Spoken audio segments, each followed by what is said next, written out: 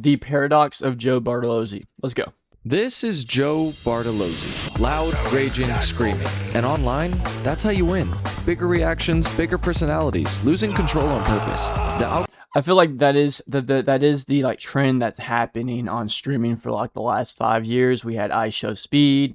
Besides like Queso's like a little bit of, he does some stuff, but he's not like the loudest person in the room. It's just mainly jokes. Algorithm rewards the loudest version of yourself. And for a while, Joe looked exactly like that. He wore a white beanie, a wife beater, and yelled at things. That was the Joe Bart character. But there's another side of him that most creators never show. I feel like, yeah, most creators don't show that, but he is known for that, or like at least the majority of the people know him doing this. I do not currently believe in a singular or one God. Honest, authentic, and philosophical. I don't know who I am. A side of him that, on paper, shouldn't work. I mean, when you're getting 20 million views a video, you don't... 20 million views a video, I don't know about that. Maybe on TikTok, but even then, I don't even think he's getting that much. That is, like, he said that as shown. That, on paper, shouldn't work. I mean, when you're... That he gets a lot of views because he posts like every day, but he doesn't get 20 million views a video. That's kind of a reach, but it's crazy on how good he does. Getting 20 million views a video, you don't quit TikTok and switch your major to philosophy. But Joe did, because he decided... Maybe he did get 20 million views a video on his prime TikTok. I have no idea. He wasn't going to let the algorithm force him into a box. And somehow, despite becoming the opposite of who the internet tells creators they're supposed to be, he's completely rebuilt himself into one of the most authentic streamers on the planet. How did that happen? Well, it definitely wasn't overnight. Joe Bartolozzi, or as the internet knows him, Joe Bart, was born on February 6, 2002, and raised in small-town New Jersey. He ran track and field in high school, and he was good. I mean, he was really good. But he was even better at one thing: entertainment. Why the entire outside of your toilet is covered in Joe understood the strategy to going viral better than anyone else. See, okay, so better than anyone else? Anyone? I know I'm like nitpicking like the video, but anyone better than anyone? That's like, I love Joe, but he's the smartest. He's one of the smartest streamers. There's a lot of YouTubers that all they do is try to make the best videos possible. Not to mention one singular guy. His name might be Jimmy. But the early days of TikTok didn't just change content. It changed attention itself. TikTok rewarded interruption. You had seconds, literally seconds, to make someone stop scrolling before they were gone forever. And Joe's high-octane style was built for this moment. His content exploded. Loud storytelling, rage clips, unfiltered reaction that didn't give you time to think before you were already laughing. The views started climbing. Okay, why does he do that? What is this, like an AI bot doing the overlays of this video? It's not correlating really at all with what he's saying. To the millions. And slowly, the white beanie, the wife beater, and the loud crash outs, that stopped becoming just content. It became identity. Joe Bartolozzi had become a character. And after a while, a character he didn't want to be anymore. It was a character, right, that I had to put on, and I hated it. But what Joe didn't realize was that he was trapping himself in the exact place he didn't want to be. Once the internet associates you with a specific version of yourself, it rarely lets you escape it. Let me explain. Every big creator has a bit, a trait that makes them instantly recognizable in a crowded feed. Adapt never misses a trick shot. Queso is fat. Proof that I'm skinny. Bro. Los has a chipmunk voice. It basically is the blueprint to get viral clips. Find the thing you're known for and play into it. The internet doesn't reward complexity like KSI, think of it, at a first glance. It rewards having an instantly recognizable identity. And at the beginning, it feels like a cheat code. The numbers go up, the clips circulate faster, people recognize you in public. You're known for something. But over time, and exactly like it did for Joe, something starts to shift. The bit stops feeling like something you perform and starts feeling like something you owe. What you have to do to get views. And this is what happened to Joe. That person in that facade I had to do to create that character actually became me.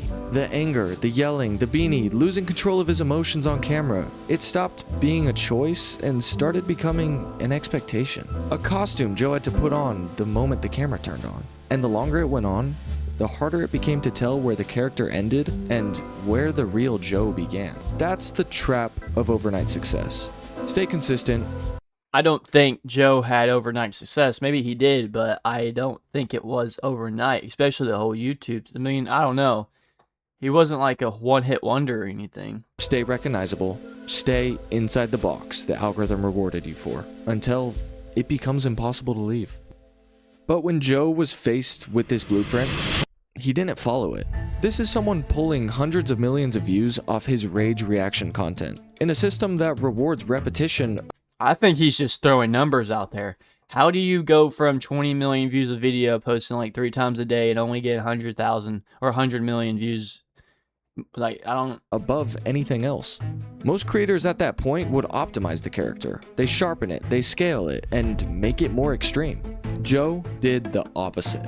Late 2021, I snapped out of it. And I was like, what the f am I doing? He switched his major from exercise science to philosophy, started live streaming and posting long videos on YouTube. The same guy who once yelled about how to pronounce the Wait, he still screams. He still screams. word cran was now debating free will with his chat, breaking down religion, existentialism. Okay, so this video is making Joe seem like he's like he's like completely changed, and that's all he does is like this stuff right here. He still screams. He still gets angry. Free will, the problem of evil. A new side of Joe nobody had ever seen. And this is where he realized exactly why reinventing yourself isn't easy. 25 million followers on TikTok, 2.2 billion likes. But when his first live stream went live, only 500 people tuned in. Now don't get me wrong, this is good for a new streamer. Okay, how do you go? This is like counteracting what he just said earlier. He said he said overnight success, and then now he's saying it's not overnight success. But it wasn't the hype that Joe was expecting. But he started building quickly, and people came to like this new side of Joe. And once people understood him, that relationship changed entirely. They weren't just watching a character anymore, they were watching his authentic self. And that shift changes everything. His Twitch and YouTube kept growing off that shift. 5,000 average viewers turned into 10,000, then more. Long-form streaming gave something TikTok could never. Space. Space for deep, meaningful conversation. Space for contradiction. Space for moments that don't resolve in 15 seconds. It gave Joe the space he needed to show this new side of him that the short-form algorithm never captured. But the part of Joe's story that most people connect with the most is also what cost him the most. And then this is where you kind of hit a crossroads. The internet romanticizes authenticity, but authenticity is dangerous online. The second your content stops being a character and starts becoming your actual thoughts, your actual emotions, your actual life, the line between creator and person starts disappearing. And for Joe, this meant letting everyone into the saddest parts of his life. Bro, I have chatters that deal with this. Like, I've had chatters that have like died of cancer. And they're like, fucking like 15, man. When you play a character, you can eventually turn it off. The stream ends, the costume comes off, and you go back to being yourself. But Joe stopped hiding behind a character years ago, which means the stream keeps following him, even when the cameras aren't rolling. Most creators would hide these personal moments. Vulnerability usually breaks the performance. It ruins the illusion that everything is under control. But Joe leaves these moments in on purpose. That's the difference. When he cries on stream, it doesn't feel like some calculated moment designed for sympathy. When he talks about burnout, loneliness, and fear of death, And he said, I love you, Joe. Oh my God, I'm gonna cry. it doesn't feel like content engineered for engagement. It feels raw in a way the internet usually edits out. And because of that, people stopped feeling like they were watching a content creator. They started feeling like they actually knew him. And that's really the paradox. That is a good thing, but it's also a bad thing, because Joe also talks about people having like this parasocial, is that the word for it, where they think they're like actually know Joe, and like they don't know. If you watch a YouTuber or a streamer, you don't know that person.